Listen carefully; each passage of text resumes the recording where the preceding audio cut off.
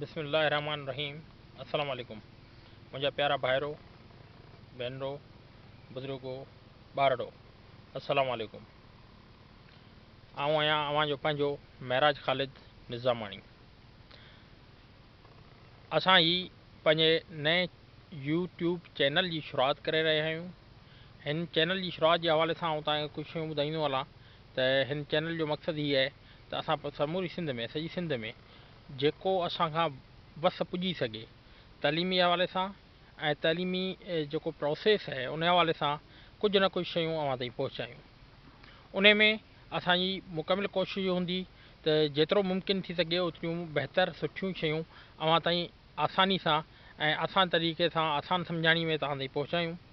उन सिलसिले में असां जेका शुरूआत करण जो सोचियो आहे उहो सोचियो आहे शाह अब्दुल लतीफ़ भिटाई जी शाइरी सां ऐं शाह अब्दुल लतीफ़ भिटाई जी शाइरी जे हवाले सां तव्हांखे थोरो ॿुधाईंदो हलां।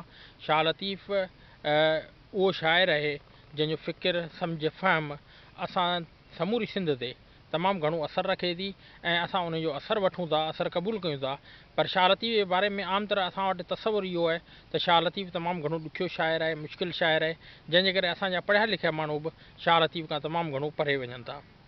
इन लाइ असांजी हिते कोशिशि इहा हूंदी त जहिड़ो बि असांजो हाल आहे, असीं नथा चऊं त असां शाइरी जा माहिर आहियूं या ॿोली जे इल्म जा माहिर आहियूं या शाह लतीफ़ जी जेका शाइरी आहे उन जे मफ़हूम ते उन जी माना ते मुकमिल तरह दस्तरस रखूं था। पर जहिड़ो बि हाल आहे हिकिड़े पढ़ंदड़ जी हैसियत में, हिकिड़े शागिर्द जी हैसियत में जहिड़ो बि असांजो हाल आहे उहो तव्हां जे अॻियां पेश करियूं ऐं उमेद त तव्हां उन शइ खे पाण बि क़बूलु कंदव। ऐं उन खां सवाइ हीअ शइ ज़हन में रखणु खपे त हीअ हिकिड़ो प्रोसेस आहे सिखण ऐं सेखारण जो, जंहिंमें यकीनन असांखे ग़लतियूं बि थींदियूं ऐं उन लाइ ग़लतियुनि जे सुधारे लाइ असां वक़्तु ब वक़्तु कोशिशि कंदासीं त उन्हनि शयुनि खे वधीक बहितर नमूने सां तव्हां अॻियां आणे सघूं। ऐं उन सां गॾोगॾु तव्हां सभिनी दोस्तनि खे हिकिड़ी गुज़ारिश त हीअ चैनल तव्हां पाण बि सब्सक्राइब कयो ऐं इन जे वीडियोज़ खे लाइक कयो ऐं सभिनी पंहिंजनि दोस्तनि वेझनि सभिनी ताईं पहुचायो। ऐं उमेद त पाण गॾिजी इन प्रोसेस खे अॻिते खणी हलंदासीं। इन सिलसिले में पंहिंजो ख़्यालु रखो, पंहिंजे घर वारनि जो ख़्यालु रखो, पंहिंजे पाड़ेसरनि जो ख़्यालु रखो। इंशाअल्लाह पाण सभु गॾु हूंदासीं ऐं गॾिजी कमु कंदासीं। Thank U.